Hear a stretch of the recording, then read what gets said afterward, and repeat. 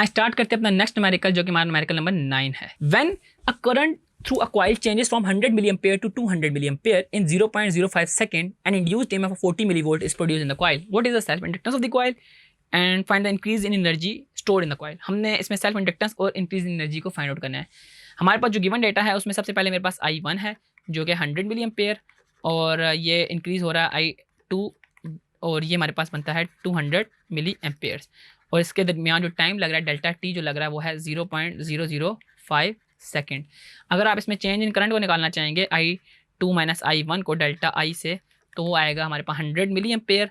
100 मिली ampere को हम 0.1 Ampere's भी लिख सकते हैं। ठीक है जी, तो यूँ हमने देखा कि हमारे पास I1 I2 और डेल्टा टी है। अब इसके अलावा और क्या चीज़ हमारे पास गिवन है तो वो हमारे पास ई गिवन है। ई है हमारे पास 40 मिली वोल्ट और अब हमने इसमें फाइंड आउट क्या करना है क्योंकि हमारे पास जो टाइम था वो भी हमने लिख लिया। अब हमने इसमें फाइंड आउट करना है एक तो सेल्फ इंडक्टेंस L और दूसरा हमने इसमें फाइंड करना है find the increase in energy. हम इसमें जब इंक्रीज इन एनर्जी की बात करते हैं तो उसको मैं डेल्टा ई से रिप्रेजेंट कर रहा हूँ तो मैंने L और डेल्टा ई दो चीज़ें फाइंड आउट करनी है। सबसे पहले मैं L की अगर बात करूँ तो L आप कैसे निकालेंगे, L उसी फार्मूले से जो हमने निकाला था E वाला, E is equal to L into delta I over delta T. और अगर यहाँ से आप L की वैल्यू को फाइंड आउट करेंगे तो E के डिनोमिनेटर में आ जाएगा तो L is equal to E के डिनोमिनेटर में हमारे पास आ जाएगा delta I over delta T. ठीक है जी, आए इसके अंदर इसकी वैल्यूज़ को पुट इन करते हैं। अगर E की बात की जाए तो 40 मिली वोल्ट है तो 40 इंटू 10⁻⁻³ और delta I over delta T, delta आई है मेरे पास 0.1 एम्पेयर डिवाइड बाई टाइम जो है मेरे पास 0.005 सेकेंड है। अब मैं इनकी वैल्यूज़ हमने इसमें लिख ली और आए इसको हम डिवाइड करते हैं। डिनोमिनेटर में हमारे पास पहले सबसे पहले न्यूमिनेटर में लिखते हैं 40 इंटू 10⁻⁻³ 40 इंटू 10⁻⁻³ और डिनोमिनेटर में मेरे पास अगेन हमारे पास इसके अंदर हम दो चीज़ें ले लेते हैं 0.1 और इसका डिनोमिनेटर में है 0.005। ये सारा काम हम कैलकुलेटर पे कर रहे होंगे इजीली और हमारा आंसर आता है 2 इंटू 10⁻⁻³ यानी कि हम इसको इसके सबसे पहले लिखते हैं 2 मिली हेनरी इसका हमारा आंसर आ रहा होगा। अब हमारे पास दो चीज़ें हमने फाइंड करनी थी, एक L और हमने एक इसमें चेंज इन इंड्यूस्ड ईएमएफ को फाइंड करना था, चेंज इन एनर्जी को फाइंड करना था। तो हमने जब L को हमने फाइंड कर लिया तो अब हम उसके डेल्टा ई को फाइंड आउट करते हैं।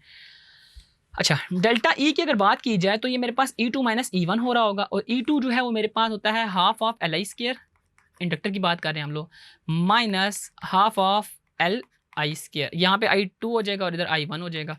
इनमें से हम लोग L को कॉमन ले सकते हैं, 1/2 को भी कॉमन ले सकते हैं तो हम लिख देंगे 1/2 L को कॉमन ले लेते हैं तो अंदर आ जाएगा I2 का स्क्वायर माइनस I1 का स्क्वायर।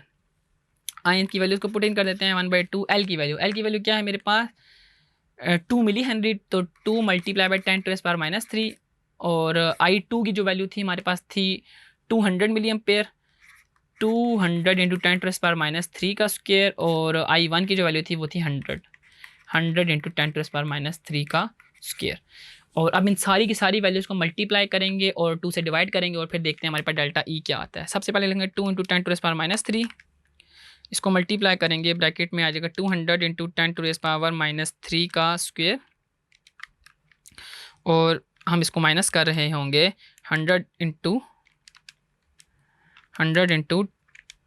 10⁻³ के होल स्क्वायर से और हमारे पास जो भी आंसर आएगा उसको हम 2 से डिवाइड कर देंगे तो हमारे पास जो इसका आंसर आ रहा होगा वो आ रहा होगा 0.03 मिली जाउल, यानी कि 0.03 इंटू 10⁻³ हम इसको चेंज कर देंगे और हमारे पास आ जाएगा 0.03 मिली जाउल। तो आपके पास डेल्टा ई भी हमने फाइंड आउट कर लिया अगर आपके पास सेल्फ इंडक्टेंस की वैल्यू गिवन हो। हमने सेल्फ इंडक्टेंस की वैल्यू निकाली थी, आपको याद होगा E is equal to L into delta I और डेल्टा टी से, वहाँ से मैंने L की वैल्यू को फाइंड आउट किया और उस L की वैल्यू को हमने चेंज एनर्जी के फार्मूला में यूज़ करते हुए चेंज एनर्जी को फाइंड आउट कर लिया।